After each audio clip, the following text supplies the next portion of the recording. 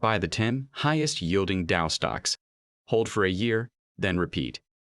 5 minutes of work per year. Over 25 years, this strategy beat the S&P 500 with a Sharpe ratio of 0.693 versus 0.322 for the index.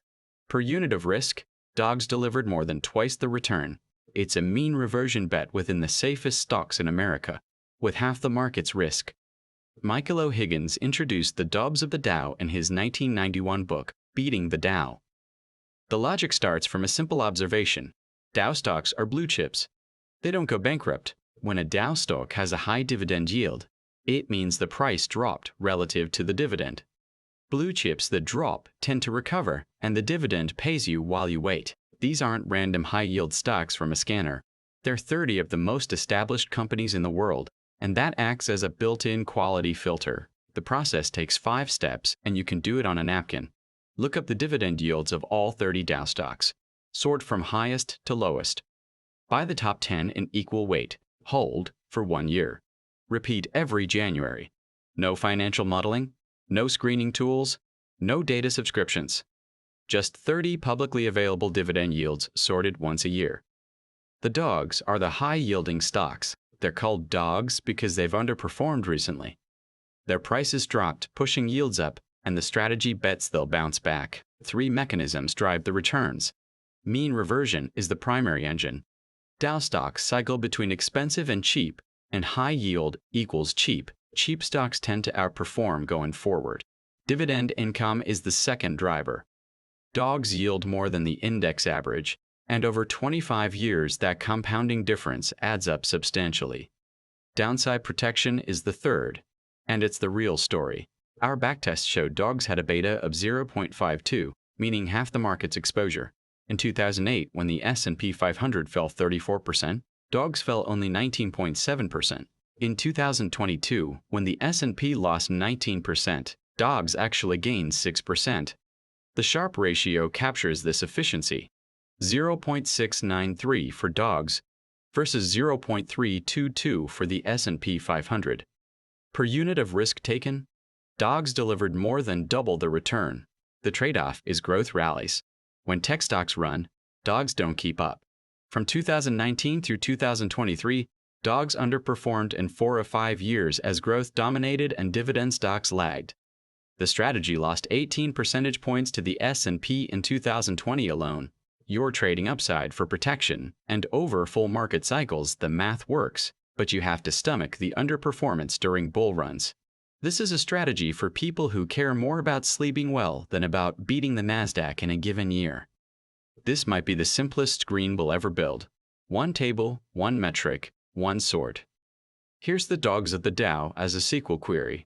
We start from the Dow Jones constituent table, which contains all 30 Dow components.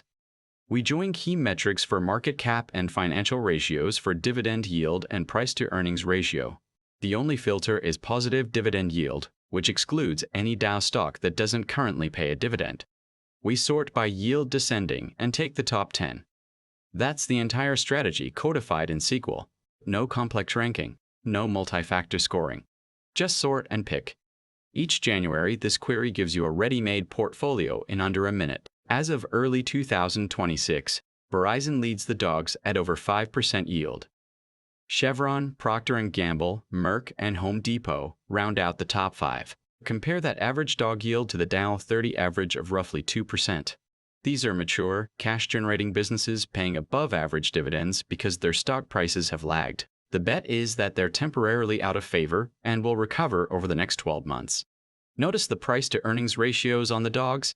The highest-yielding Dow stocks tend to have lower P to E ratios too, reinforcing the value signal. You're buying blue chips at a discount. High dividend yield in a Dow stock usually means one of 3 things. The price has dropped while the dividend stayed the same, which is the Dobbs thesis. The company raised its dividend, signaling confidence. Or the payout ratio is high and the company is distributing a large share of earnings. For Dow stocks, the first explanation is most common. These are mature businesses with long dividend histories that don't typically cut unless things are genuinely dire. The original dog strategy has no quality checks, which is both its charm and its weakness. 3 filters tighten the screen without abandoning its simplicity. A payout ratio below 80% confirms the company pays out less than 4/5 of its earnings as dividends, leaving room to maintain the payment even if earnings dip. A current ratio above 1.0 is a basic solvency check ensuring the company can cover its short-term obligations without stress. And a Piotrowski score of 5 or higher adds fundamental stability, confirming the company isn't deteriorating. General Electric was a dog in the late 2000s with an attractive yield. The stock paid a hefty dividend and looked like a textbook blue-chip value play. Then, it cut the dividend multiple times. Investors who bought for yield got crushed. A Piotrowski filter would have flanked the deterioration before the cuts happened. The Dow is a universe of exactly 30 stocks, and that's both the strategy's greatest strength and its biggest vulnerability. Sector concentration is a real risk because some years, half the dogs come from one industry, giving you a sector bet instead of a diversified value bet. The survivorship bias embedded in the Dow itself also matters. Companies get removed from the index when they struggle, which means the historical backtest benefits from a universe that retroactively excludes its worst performers.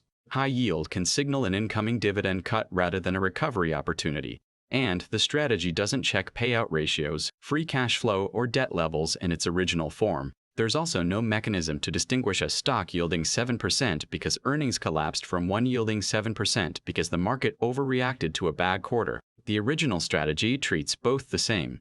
Annual rebalancing is rigid too.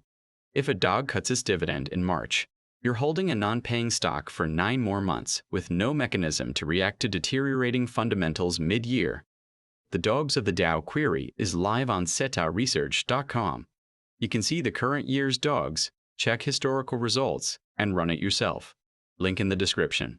The full 25-year Dogs of the Dow backtest results are in the next video, with detailed year-by-year returns including the 2008 and 2022 crisis periods where the strategy's downside protection really shines. Subscribe so you don't miss it.